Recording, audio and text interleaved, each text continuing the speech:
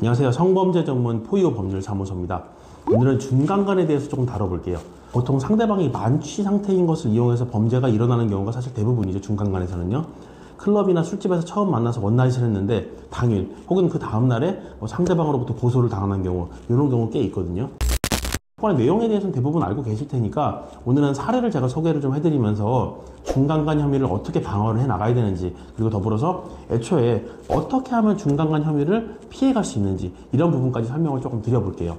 자, 혐의를 피하려면 이 죄가 뭔지부터 알아야 됩니다. 죄의 성립은 자고로 요건에 해당해야 되는 거니까요. 자, 우리 형법 299조에서는 준강간에 대해서 뭐라고 하고 있냐면요, 사람의 심신상실 또는 한거불능의 상태를 이용하여 간음 또는 추행을 한 자라고 나와 있습니다. 자, 여기서 심신상실이나 한거불능 상태가 뭔지에 대해 논의하자면 얘기가 엄청 길어지니까 이런 부분들은 좀 디테일하게 다음 영상에서 별도로 다루기로 하고요. 오늘은 만취 상태에서 이루어진 준강간 사건에 대해서만 좀 다뤄보겠습니다. 자, 피고인은 토요일 밤 친구와 함께 거리를 걷다가 피해자와 그 일행을 우연히 만났습니다. 양측은 모두 술을 조금 마신 상태였고요. 서로 대화가 이제 잘 이어졌어요. 그래서 피고인은 피해자 일행에게 근처 모텔에 가서 방을 잡고 술을 마시자라는 제안을 했습니다. 그래서 피고인 일행이랑 피해자 일행 이렇게 해서 4명은 모텔로 가서 2개의 방을 대시를 했고요.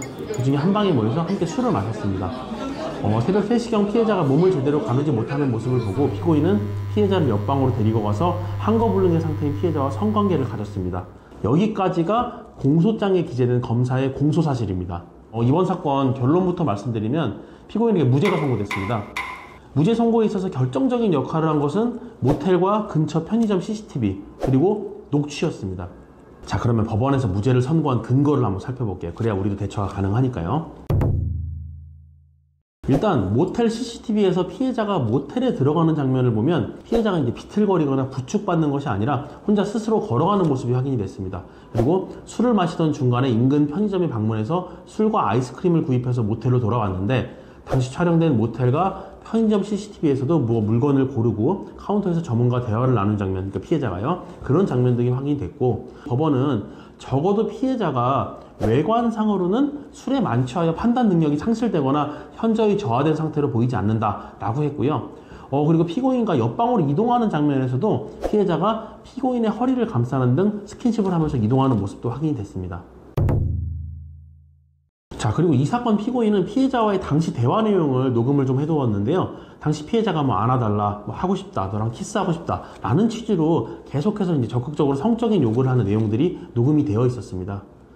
이런 내용들을 기반으로 해서 법원은 CCTV에서 드러나는 피해자의 행동과 음성 내용을 종합했을 때 성관계 당시 상황을 기억하지 못할 뿐 피해자가 피고인과의 성관계 내지 성적 접촉을 적극적으로 응하였을 가능성을 배제할 수 없다라고 판시했습니다. 피고인과 피해자는 그날 길거리에서 처음 만난 사이였습니다. 따라서 서로 간의 주량이나 음주 습관 이런 거를 알기는 좀 어려웠을 거고요.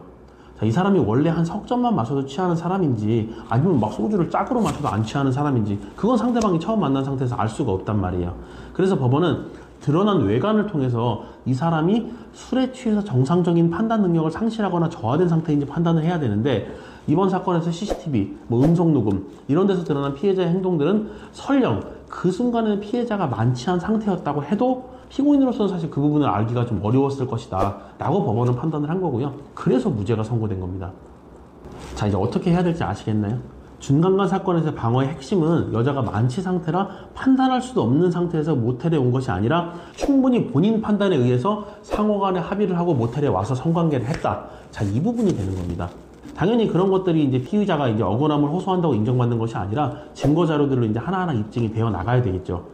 오늘 소개해드린 사건에서도 CCTV, 녹음 파일 이런 것들이 이제 무죄를 받는데 결정적인 역할을 했던 것처럼요. 법원이나 수사관으로 하여금 성관계 전후 사정을 봤을 때 이 사람이 술이 취해서가 아니라 스스로 충분히 판단할 수 있는 상태에서 모텔을 갔겠구나 라는 생각이 들게끔 해야 되는 거거든요. 그러려면 최대한 성관계 전후에 CCTV에 본인들 모습이 많이 드러나 있으면 좋습니다.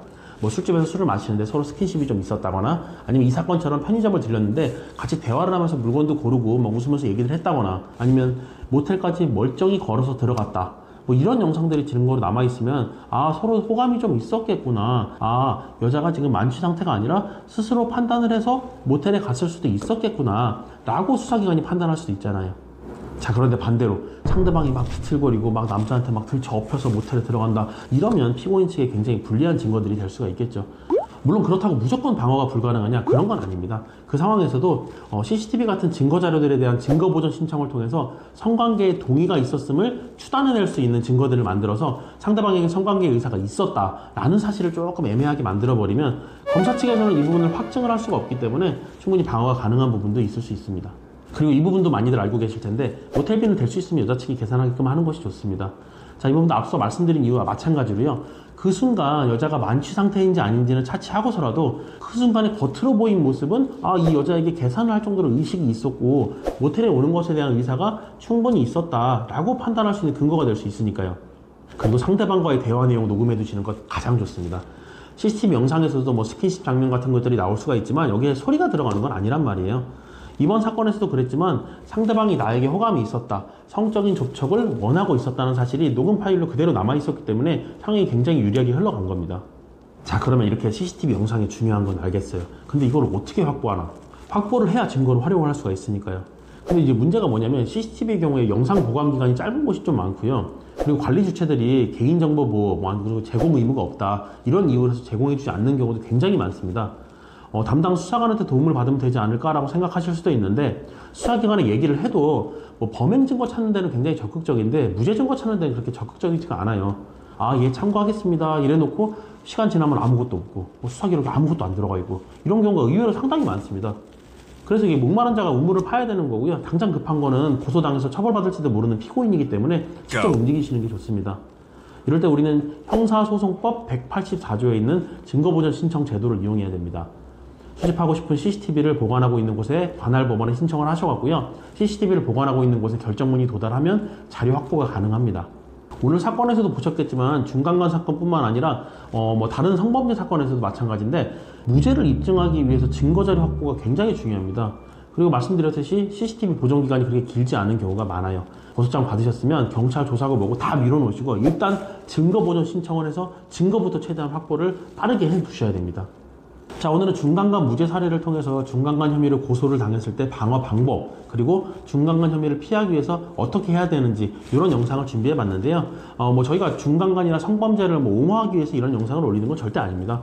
그런데 중간간 사건을 저희가 이제 많이 다루다 보니까 실제로 합의하에 성관계를 했는데 그 다음날에 여성분이 변심해서 고소해버리고 이런 경우들도 은근히 많이 있었습니다. 자, 이렇게 되면 남자 측에서는 굉장히 억울할 수도 있다 보니까 억울한 일 당하시지 않도록 말씀을 드린 것이고요. 여러분의 불타오르는 열정, 욕구 저희 모두 잘 알고 있습니다. 그런데 상대방에 대한 정보가 제대로 없는 상태에서 성관계라면 반드시 상대방의 의사를 확인하셔야 억울하게 고소당하시는 일을 피할 수가 있고요. 혹시 모를 상황에 대비해서 상대방이 만취 상태로 비틀비틀 거리고 있다 이러면 그냥 집에 돌려보내시는 것이 가장 좋습니다. 모텔 갈 때 멀쩡히 걸어다니는 CCTV 영상, 그리고 계산은 여자가, 의사 확인하는 녹음 파일 이 정도만 있어도 억울하게 처벌받는 일은 없으실 수가 있으니까요. 오늘 말씀드린 부분 명심하시기 바랍니다. 그리고 추가적인 궁금증 있으신 분들 저희 사무실로 언제든지 전화 주시고요. 오늘 영상 도움되셨으면 구독이랑 좋아요 한 번씩 꼭 부탁드립니다. 감사합니다.